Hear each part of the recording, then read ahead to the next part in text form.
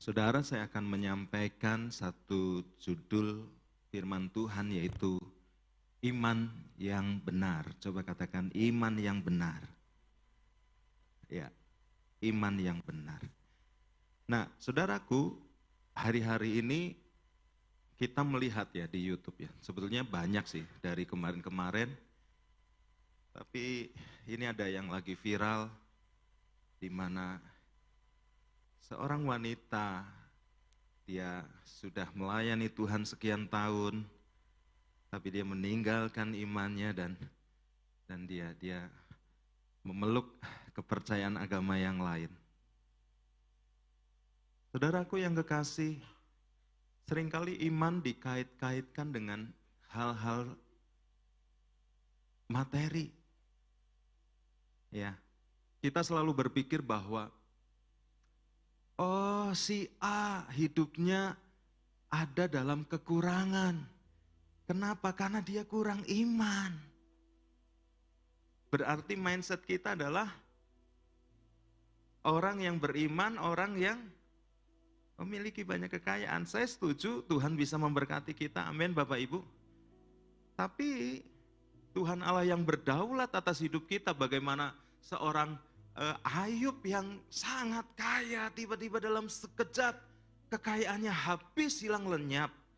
Apakah kita bisa berkata karena Ayub kurang iman? Lalu kalau iman dikaitkan dengan materi, bagaimana orang di luar sana? Contohnya Raffi Ahmad, saudara.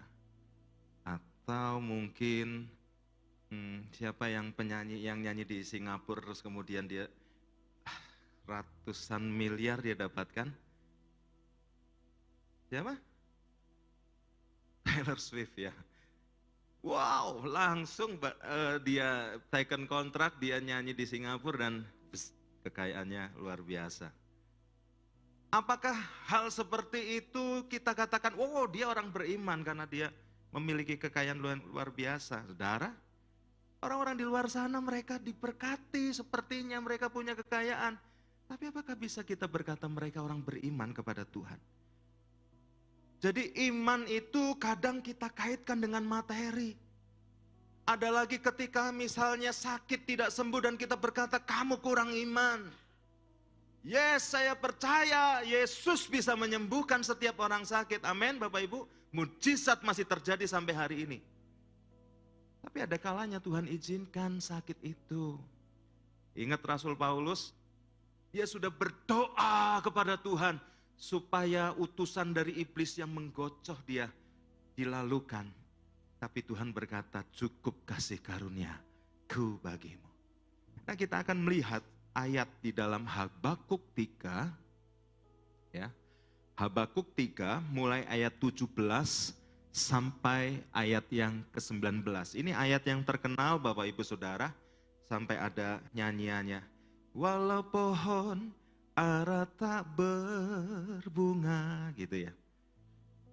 Pohon anggur tak berbuah, pohon zaitun mengecewakan, ladang-ladang tak menghasilkan, kambing domba terhalau sudah, lembu sapi tak ada. Namun aku kan tetap setia, karena Yesus tetap setia.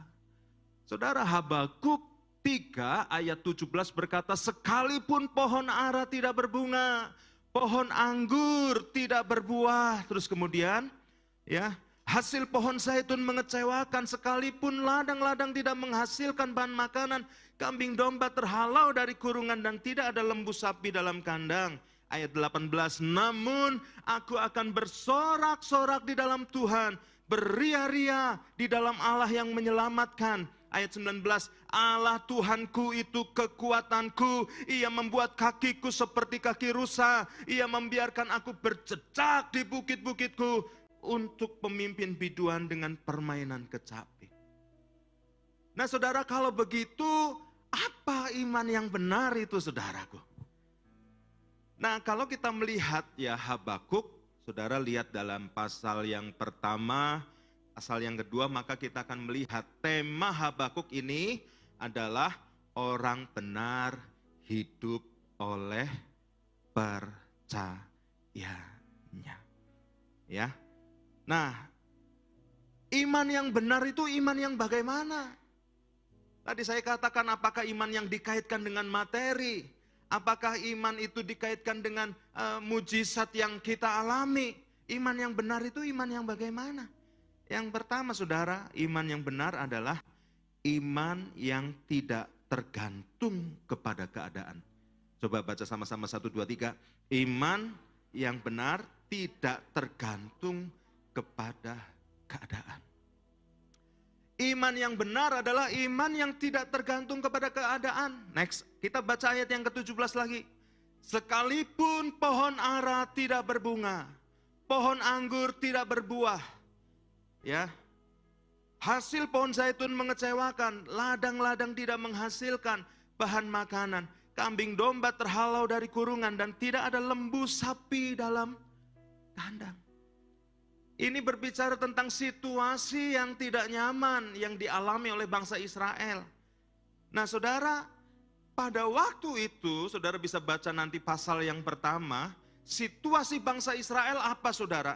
Situasi bangsa Israel adalah mereka melakukan banyak kejahatan. Bahkan dikatakan mereka lalim. Lalu kemudian apa? Hukum kehilangan kekuatannya. Lalu kemudian tidak ada keadilan. Bahkan saudara, keadilan muncul terbalik.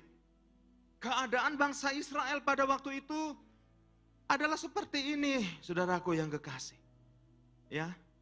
Nah, kemudian saudara, kalau saudara lihat ayat selanjutnya, maka dikatakan di sana ada orang Kasdim, ya. Terus kemudian itu menggambarkan apa? Tuhan memakai bangsa lain untuk menghukum bangsa Israel yang tadi saya sebutkan jahat, tidak ada keadilan, ya, hukum juga tumpul, dan bangsa yang dipakai oleh Tuhan adalah bangsa Babel, bangsa yang garang, bangsa yang menakutkan. Saya akan baca ya, Habakuk 1 ayat 6 sampai ayat yang ke-11. Kita akan lihat. Sebab sesungguhnya akulah yang membangkitkan orang Kasdim, orang Babel. Bangsa yang garang dan tangkas itu yang melintasi lintang bujur bumi untuk menduduki tempat kediaman yang bukan kepunyaan mereka. Bangsa itu dahsyat dan menakutkan. Keadilannya dan keluhurannya berasal daripadanya sendiri. Dia punya standar keadilan sendiri. Kudanya lebih cepat daripada macan tutul. Ini kuda-kuda yang terlatih. Lebih ganas daripada serigala pada waktu malam. Pasukan berkudanya datang berderap. Dari jauh mereka datang. Terbang seperti Raja Wali yang menyambar mangsa. Seluruh bangsa itu datang untuk melakukan kekerasan. Serbuan pasukan depannya seperti angin timur. Dan mereka mengumpulkan tawanan seperti banyaknya pasir. Wow. Raja-raja dicemoohkannya, raja-raja dicemooh. Ini satu bangsa yang besar yang menakutkan. Dan penguasa-penguasa menjadi tawanannya. Tawanannya bukan orang-orang biasa, saudara, penguasa-penguasa ditertawakannya tiap tempat berkubu. Ya, ditimbunkannya dengan tanah, direbutnya tempat itu. Maka berlarilah mereka seperti angin dan bergerak terus, demikian mereka bersalah dengan mendewakan kekuatannya. Tuhan memakai bangsa Babel untuk menghukum bangsa Israel. Ya, bangsa yang menakutkan saudara. Nah saudaraku yang kekasih, iman yang benar itu adalah iman yang tidak dipengaruhi oleh keadaan.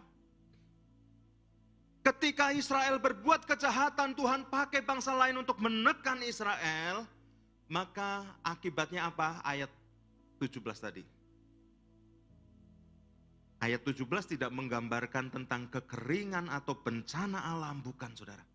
Tapi itu menggambarkan tentang bagaimana Tuhan mau menekan bangsa Israel yang berbuat jahat dengan kekuatan musuh. Saudaraku yang kekasih di dalam Tuhan, Tuhan bisa memakai situasi tersebut untuk apa? Untuk mendewasakan iman seseorang. Agar kita selalu berharap dan bergantung kepadanya.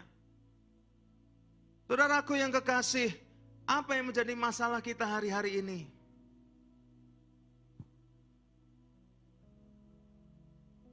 Tuhan memakai keadaan itu untuk mendewasakan kita. Dan ketika saudara memiliki iman yang benar, imanmu tidak tergantung pada kondisi keadaan. Ada orang-orang tertentu yang karena keadaan dia tinggalkan imannya, saudara. Ada orang-orang tertentu yang karena sesuatu hal dia tinggalkan imannya, beralih kepada Allah lain. Roma 8 ayat 28, tapi kita baca versi FAYH. Dan kita tahu bahwa segala sesuatu yang terjadi atas diri kita adalah untuk kebaikan kita. Jika kita mengasihi Allah dan menyesuaikan diri dengan rencana-rencana. Hal yang pertama, iman yang benar tidak tergantung pada kondisi keadaan. Yang kedua, saudara, iman yang benar adalah iman walaupun. Coba katakan 2, 3. Iman yang benar adalah iman walaupun. Ayat 18 dikatakan namun. Tadi ayat 17 ya, pohon ara tak berbunga, pohon anggur tak berbuah ya. Tapi ayat 18 dikatakan namun aku akan bersorak-sorak di dalam Tuhan, beria-ria di dalam Allah yang menyelamatkan aku. Habakuk ketika melihat sebuah kondisi yang buruk akan terjadi atas bangsa Israel. Ayat 18, Habakuk berkata, aku akan bersorak-sorak di dalam Tuhan, beria-ria di dalam Allah yang menyelamatkan aku. Iman yang benar adalah iman walaupun, bukan iman jikalau, saudara. Iman jikalau adalah aku mau lihat mujizat dulu, baru aku percaya. Kalau Tuhan kasih aku berkat dulu, aku mau percaya. Kalau Tuhan tolong aku dulu, maka aku akan percaya. Itu iman jikalau. Tapi iman yang benar adalah iman walaupun, saudara. Walaupun aku gak lihat mujizat Tuhan sekarang ini, tapi aku mau tetap percaya. Yesus pernah menegur saudara Thomas, muridnya. Yohanes 20 ayat 29 katanya seperti ini. Kata Yesus kepadanya, karena engkau telah melihat aku, maka engkau percaya. Tetapi berbahagialah mereka yang tidak melihat, namun percaya. Saudara lihat Thomas menyucukkan jarinya di lambung Yesus. Iya, aku percaya engkau Yesus. Tapi harus dicucukkan dulu. Harus lihat dulu. Dirasakan, diraba dulu. Itu sebabnya Yesus berkata, iman yang benar adalah berbahagialah mereka yang tidak melihat, tapi percaya. Saudaraku yang kekasih, iman yang benar bukan hanya iman yang tidak tergantung pada situasi, tapi iman yang benar adalah iman walaupun. Next, iman walaupun itu apa? Iman walaupun adalah iman yang mengizinkan Bapa berdaulat dalam hidup kita. Bukan kehendak kita yang jadi, tapi kehendaknya yang jadi. Itu iman walaupun. Dan hari-hari ini Tuhan cari orang yang punya iman walaupun.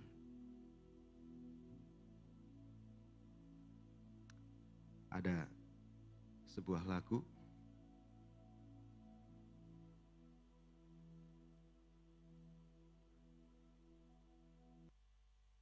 Dalam segala keadaan, waktu berlimpah maupun kurang, tetap Yesus yang mempesona hatiku. Dia beri damai dan kesempatan baru. Saudara, lagu ini mengungkapkan lagu orang punya iman walaupun. Ya. Di setiap musim kehidupan. Musim kehidupan ada musim yang lagi baik, ada musim yang lagi tidak baik. Waktu ku kuat maupun lemah. Nah ini, tetap Yesus yang mempesona hatiku. Dia beri hidup dan kesempatan baru. Nyanyikan sama-sama. Sekali Yesus, selamanya Yesus, harapanku takkan hilang, karena kasih-Nya sekarang ku ada. Oh Yesusku, ku cinta Kau selamanya. Iman yang benar adalah iman walaupun. Yang terakhir Bapak Ibu Saudara, saya harap kata-kata yang terakhir ini memberikan sukacita buat kita semua.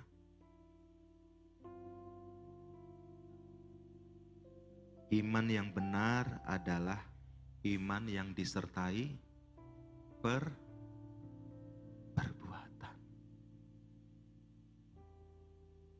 Nah, kita baca ayatnya, ayat 19. Allah Tuhanku itu kekuatanku, Habakuk katakan. Ia membuat kakiku seperti kaki rusa. Ia membiarkan aku berjejak di bukit. Ya, di bukit-bukitku. Saudara, kaki rusa adalah lambang dari kekuatan. Ada ini bukitnya kurang terjal Bapak Ibu Saudara. Tapi pernahkah Bapak Ibu lihat di YouTube mungkin ya? Itu ada rusa, memang rusa gunung Saudara. Dia lari dengan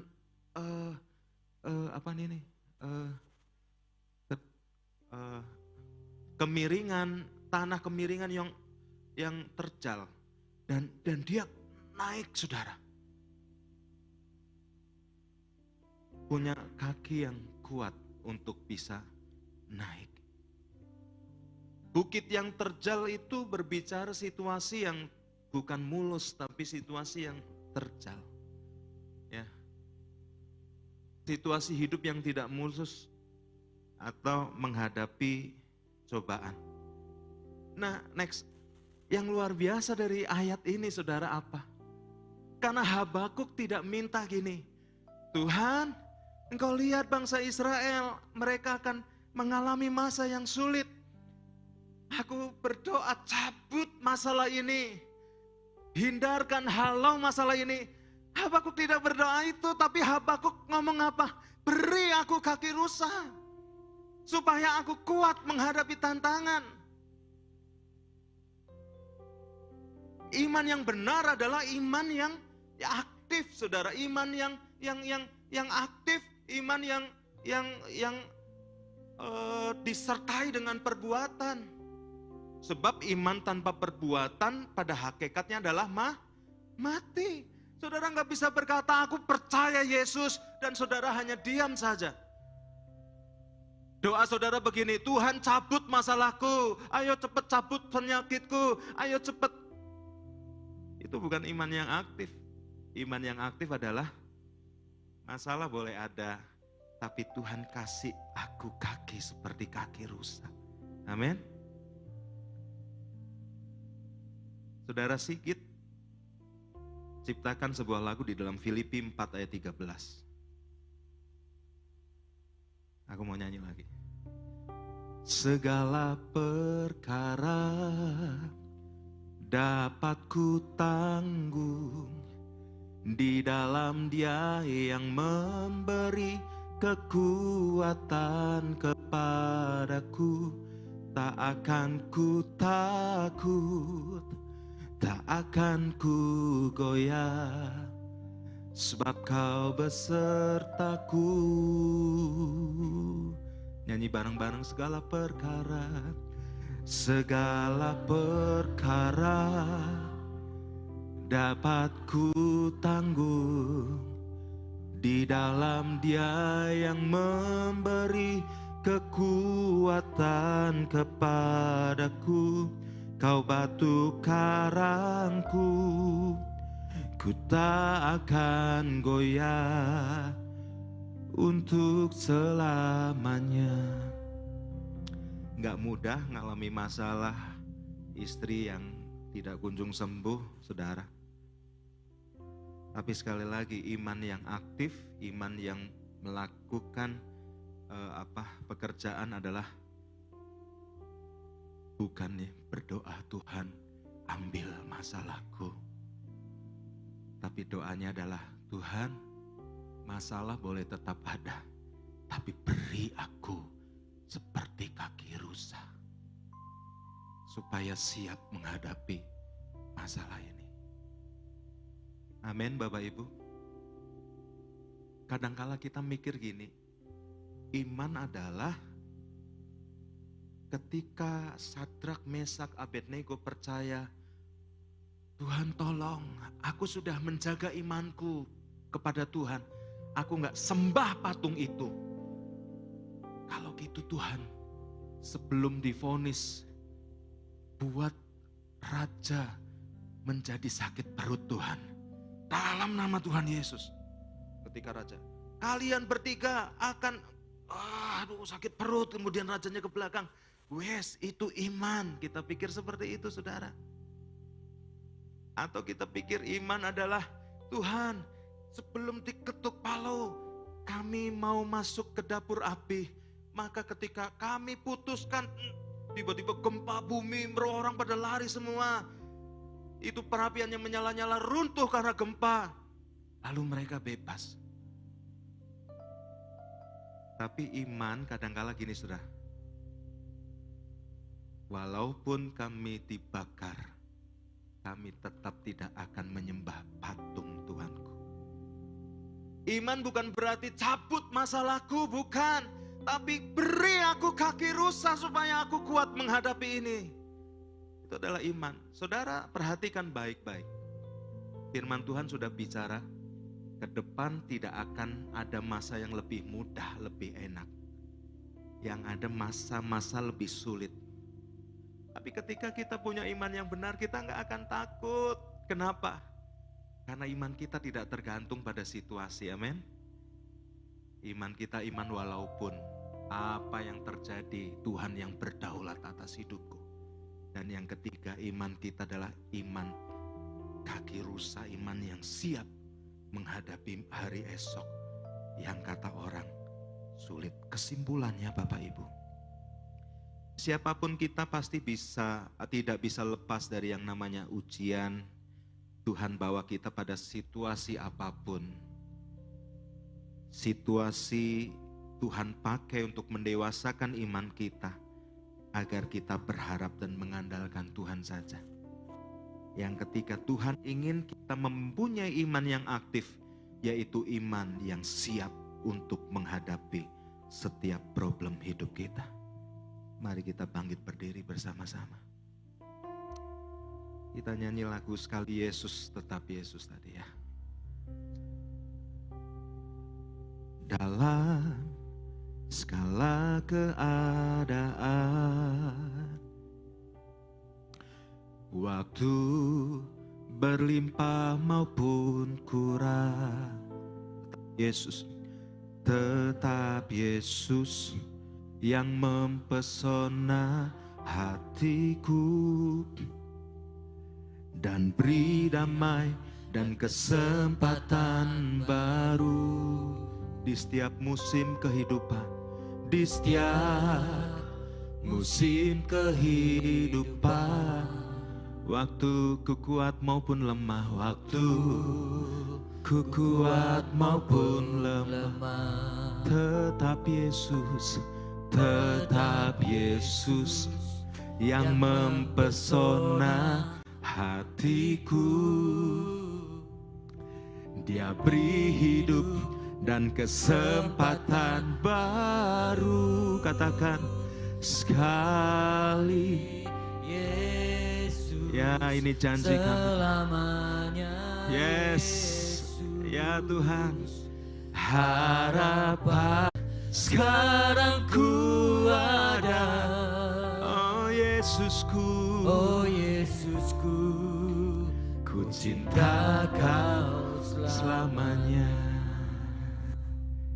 Tadi malam sebelum tidur anak saya peluk saya dan ngomong gini, bisikin ke saya. Aku dengar suara Tuhan. Saya agak kaget dan masa sih? Iya. Aku pengen tahu. Selo ya anak saya yang kedua. Tuhan ngomong apa? Habis baca firman, doa, dia ngomong gini. Gak usah takut. Selo pasti bisa. Udah, Tuhan ngomongnya gitu. Mungkin bagi sebagian anak-anak ujian itu hal yang biasa. Tapi buat anak saya itu sesuatu yang tidak biasa. Saya pernah cerita, anak saya pernah, yang kedua ini Celo ini, pernah saya bawa ke psikiater anak. Karena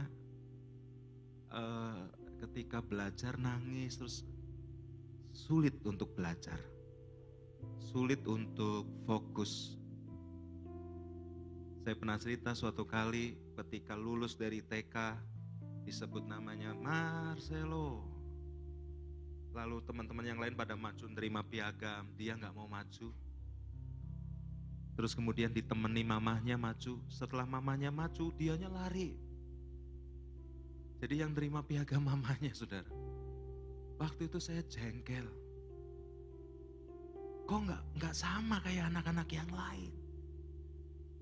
Kami bergumul terhadap ini, saya bawa ke psikiater anak. Dan hasilnya IQ-nya sangat rendah. Tapi itu nggak valid kata psikiaternya.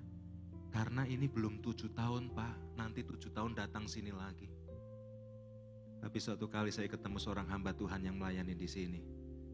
Ketika kami konseling, dia berkata, ngapain kamu ke psikiater anak? Bang anak ganteng kayak gini kok. Saya dimarahin saudara. Lalu salah satu teman saya ngomong gini, sama anak saya juga gitu. Tapi sekarang udah berubah. Caranya gimana? Suruh baca firman Tuhan tiap hari. Lalu waktu kami persekutuan keluarga, akhirnya kita baca satu-satu dan pada waktu itu dia baca kesulitan, kita tungguin. Kadang Ekel yang gak sabar, cepet-cepet gitu. Tapi kita tungguin dan akhirnya dia selesai satu ayat, kita muter lagi, terus sampai ke dia lagi, kita tungguin lagi lama. Tapi percaya gak saudara? Beberapa waktu yang lalu dia main gitar solo di tempat yang sama ketika dia lari tidak mau menerima ijazah TK. Dia main dengan sangat pede. Semua orang terpukau. Saya cuma mau nangis dan saya ngomong, Tuhan Yesus luar biasa. Mungkin masalah kita berbeda-beda Bapak Ibu. Apa yang sedang kau alami?